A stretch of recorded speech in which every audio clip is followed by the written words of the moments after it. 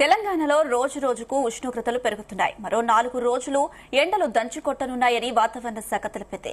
వాతావరణ శాఖ 26 జిల్లాలకు ఆరెంజ్ అలర్ట్, 7 జిల్లాలకు రెడ్ అలర్ట్ జారీ చేసింది. రెడ్ అలర్ట్ జారీ చేసిన జిల్లాలో అధిక ఉష్ణోగ్రతలు, వడగాల్పులు వీచే అవకాశం ఉన్న నేపథ్యంలో ప్రజలు అప్రమత్తంగా ఉండాలని వాతావరణ శాఖ హెచ్చరించింది.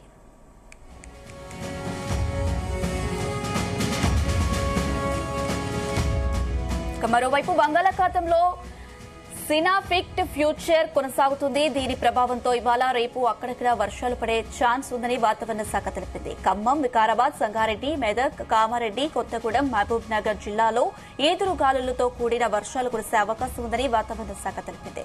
ఇదే అంశానికి సంబంధించి మరిన్ని అప్డేట్స్ మా ప్రతినిధి రాజు పటేల్ అందిస్తారు. రాజు పటేల్.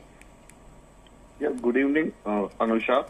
మొత్తానికి తెలంగాణ వ్యాప్తంగా కూడా ఎండలైతే విపరీతంగా దంచి కొడుతున్నాయి. సూర్యుడు తన ప్రతాపాన్ని పూర్తిగా చూపిస్తున్నాడు.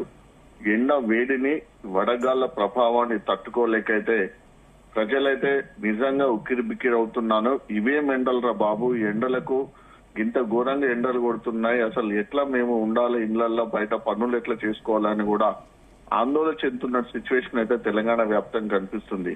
రికార్డు స్థాయిలో ఉష్ణోగ్రతలు నమోదవుతున్నాయి అనుష. దానికి తోడు వడదెబ్బతోటి నిన్న ఒకే రోజు 11 మంది చనిపోవడం కూడా ఎండ తీవ్రతకు, వడగాళ్ల ప్రభావము ఎంత తీవ్రంగా ఉంటుందో దానికి అర్థం పడుతుంది. సో ఒకే రోజు వడదెబ్బ బారిన పడి 11 మంది మరణించిందంటే ఎంత వేడి ఉష్ణోగ్రత ప్రభావాన్ని చూపిస్తుందో అర్థం చేసుకోవచ్చు. 19 జిల్లాలో 46 డిగ్రీలకు పైగా ఉష్ణోగ్రతలు నమోదయ్యాయి. అత్యధికంగా నిర్మల్ జిల్లా దిలవర్పూర్ లో 46.5 డిగ్రీల ఉష్ణోగ్రత నమోదైంది.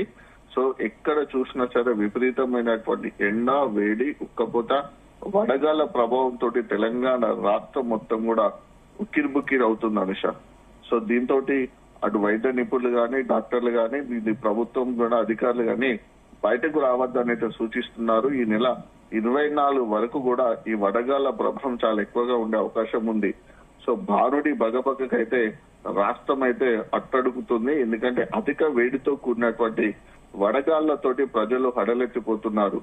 సో నిన్న రాష్ట్రంలో అత్యధికంగా నిర్మల్ జిల్లా దిలవర్పూర్ లో 46.5 డిగ్రీలు, తర్వాత హనంకొండ జిల్లా ధర్మసాగర్ లో 46.4 డిగ్రీలు, కరీంనగర్ జిల్లా చొప్పదండిలో 46.4 డిగ్రీల ఉష్ణోగ్రత నమోదైంది. 19 జిల్లాల్లో 46 డిగ్రీలకు పైగా ఉష్ణోగ్రత నమోదైంది. మొత్తం 33 జిల్లాల్లోనూ 40.5 డిగ్రీలకు ఎక్కువగా ఉష్ణోగ్రత 40 నమోదయ్యాయి. చాలా అత్యల్పంగా మాత్రము వనపర్తి జిల్లా చిన్నంబావి గ్రామంలో 40.5 డిగ్రీల ఉష్ణోగ్రత నమోదైంది.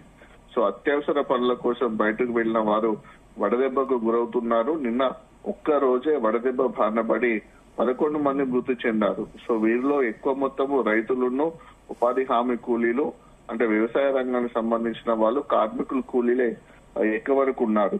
సో రికార్డు స్థాయిలో నమోదవుతున్నటువంటి ఈ ఉష్ణోగ్రతలు అయితే పలు చోట్ల 10 ఏళ్ల రికార్డులను కూడా తుడిచిపెట్టుకోపోయిందని చెప్పవచ్చు. భానుడి ఉగ్ర రూపంతో కూడా గత 10 సంవత్సరాలలో మే నెలలో కొట్టినటువంటి ఉష్ణోగ్రత రికార్డులను కూడా ఈ దెబ్బతోటి తుడిచిపెట్టుకోపోయింది. ఉమ్మడి ఆదిలాబాద్ జిల్లాలో 10 ఏళ్ల మే నెలలో అత్యధిక కాలంలో ఉష్ణోగ్రతలు నమోదు కాగా 2019 మే 24, 29, 30 ఈ 3 తేదీల్లో 46.3 డిగ్రీలు ఉండగా అది నిన్న 46.5 డిగ్రీలకు నమోదైంది. ఈ రోజు కూడా ఆదిలాబాద్ జిల్లాలో 46 డిగ్రీల ఉష్ణోగ్రత నమోదవుతుంది.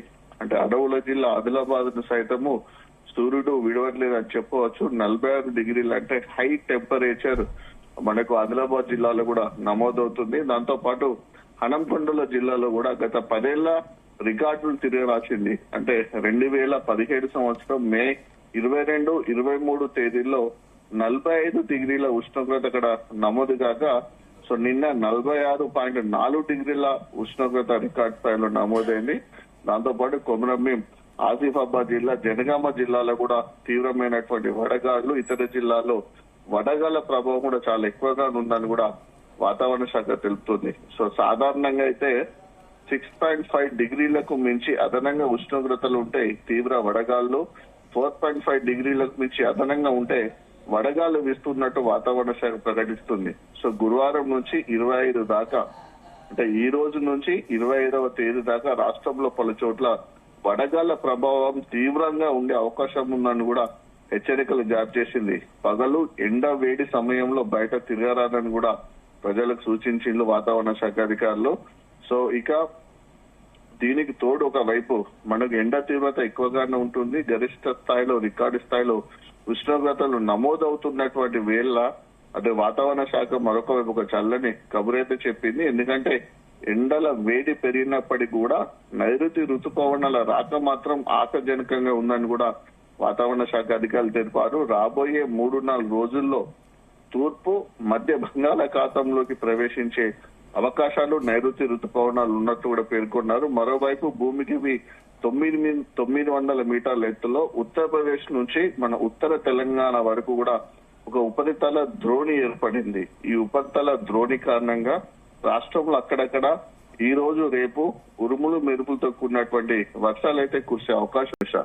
సో ఎండ తీవ్రత వేడి తీవ్రత అలా ఉన్నటువంటి పరిస్థితులలో వడగాళ్ల ప్రభావంతో ఎండతోటి కూడా నిన్న 11 మంది చనిపోవడం జరిగింది. దీంతో వివిధ జిల్లాలోని వాళ్ళ యొక్క వివరాలు కనుక ఒకసారి చూసుకుంటే పెద్దపల్లి జిల్లా ధర్మారం మండలం నర్సింగాపూర్ గ్రామానికి చెందినటువంటి రైతు సామ లచ్చిరెడ్డి, ఓదెల మండలం గుంపుల గ్రామానికి చెందినటువంటి ఉపాధి హామీ కూలి శ్రీపతి లక్ష్మి, పెద్దపల్లి మండలం కొత్తపల్లికి చెందినటువంటి కనుకొండ్ల కనకయ్య, కరీంనగర్ జిల్లా హుజరాబాద్ చెందినటువంటి గాజర్ల సతీష్, సూర్యాపేట జిల్లా ఆత్మకూరు మండలం ముక్కుడు దేవరపల్లి చెందినటువంటి బోడ లింగరాజు, ములుగు జిల్లాకు సంబంధించినటువంటి మున్సిపల్ కార్మికుడిగా పనిచేస్తున్నటువంటి బోడ సాంబయ్య, మహబూబాబాద్ జిల్లా కేసముద్ర మండలం అప్పన్నపల్లి చెందినటువంటి ఉపాధి హామీ కూలి నేరెల సోమయ్య, అలానే జనగామ జిల్లా లింగాన గన్పూర్ మండలం నేలపోవుల గ్రామం చెందినటువంటి పల్లాటి భిక్షపతి, రాజన్న సిరిసిల్ల జిల్లా కోనారావుపేట మండలం వట్టిమల్ల గొల్లపల్లి చెందినటువంటి రైతు లచ్చవ్వ, వెమ్లవాడ మండలం ఆరేపల్లి చెందినటువంటి రాజిరెడ్డి, ఆదిలాబాద్ జిల్లా తలమడు మండలం దేవాపూర్ గ్రామం చెందినటువంటి వ్యవసాయ కూలి నాయని పొచ్చన్నలు కూడా ఈ 11 మంది కూడా నిన్న వడదెబ్బతోటి చనిపోయినట్టుగా కూడా ప్రభుత్వం అయితే అధికారికంగా ప్రకటించింది. సో వీరిలో అందరూ కూడా వ్యవసాయానికి సంబంధించినటువంటి పనులు చేసుకునేవారు, ఉపాధి అంటే ఎండలో పని చేసుకునే వాళ్ళే. అంటే మధ్యాహ్న సమయంలో ఖచ్చితంగా ఎండకు ఉంటే ఎండలో పని చేసుకుంటా మాత్రం ఖచ్చితంగా వడదెబ్బ దాకి చనిపోయే అవకాశాలు ఉన్నాయి. అలా చనిపోతున్నారు కాబట్టి ప్రజలు చాలా జాగ్రత్తగా ఉండాలని కూడా ప్రభుత్వం గాని అధికారులు గాని డాక్టర్లు అయితే చెప్తున్నారు అనుష. సో ఇలాంటి పరిస్థితులలో మరొక 2-3 రోజుల పాటు అంటే ఈ నెల 25వ తేదీ వరకు కూడా ఇదే సిచ్యువేషన్ కంటిన్యూ అయ్యే అవకాశం ఉన్నటువంటి పరిస్థితులలో ప్రజలు చాలా జాగ్రత్తగా ఉండాలని కూడా ఆ వైద్యులు ప్రభుత్వ అధికారులు సూచిస్తున్నారు. Right Raju Patel, thank you.